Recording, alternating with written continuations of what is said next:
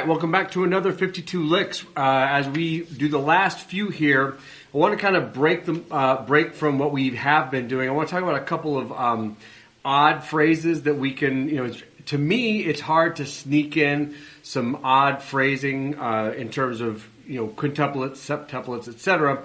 They generally don't swing well, but in my experience, there are a few places where that is the exception, where actually they really work well. So we're going to talk about the one today is going to be a quintuplet. There's a particular sticking I use. You can obviously move it around, whatever, but I think it works best at a really slow tempo. One of those like where you're swinging along, 1, 2, 3, 4. The beat is wide, there's a lot of space, and you're trying to create some sort of energy or some sort of push and pull. And the issue is, you've got, if you get too even with 16th notes, it can get a little square. You end up relying heavily on triplets, which works great, but over a long period of time, it's good to have a few things that maybe pull just a little bit. And here is one of them. So you can think of this on beat 4. Sticking wise, it's just right, left foot, right, left. Those are the 5. 1, 2, 3, 4, 5, crash. But play it on beat 4.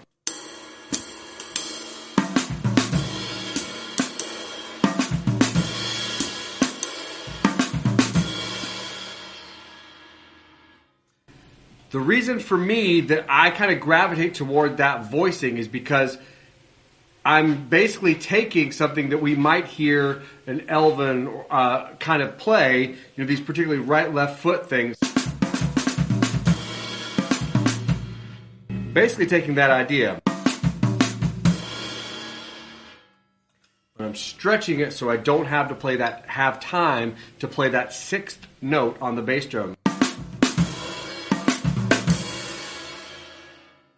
Sometimes it can get hard to really feel 5 correctly, feel a quintuplet correctly. So put on a metronome nice and slow, loop it. One thing that really helped me is going back and forth between playing a sextuplet and playing a 5. Sextuplet, playing a 5. And you'll start to hear how the 5 pulls a little bit more.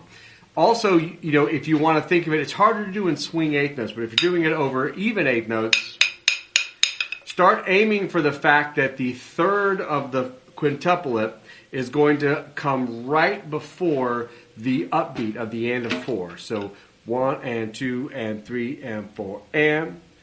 Last thing I'm going to say about this, besides the fact that you can, if you use that sticking, there's lots of, you can keep it on the ride cymbal to start.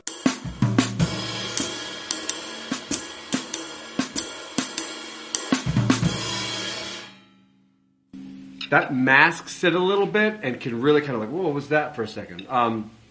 And then obviously you can voice that around the toms a little bit. You can change the sticking a little bit, but for me, I find that sticking works best.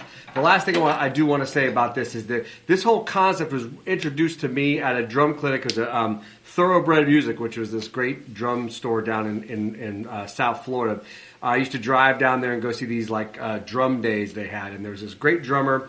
I think he was teaching at Berkeley at the time by the name of Casey Scheuerell. And Casey signed I got his autograph. I was in high school, and I got his autograph, and he signed it Takadinaga.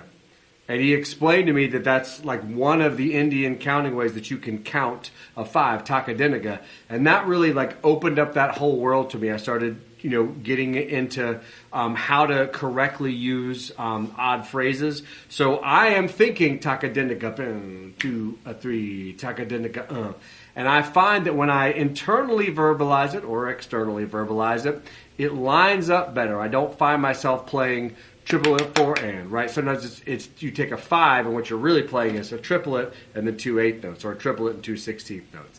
So Takadinaga to me really helps keep them all even. Hope you guys enjoy this one. We'll do another one next. We'll see you on the next one. Good luck.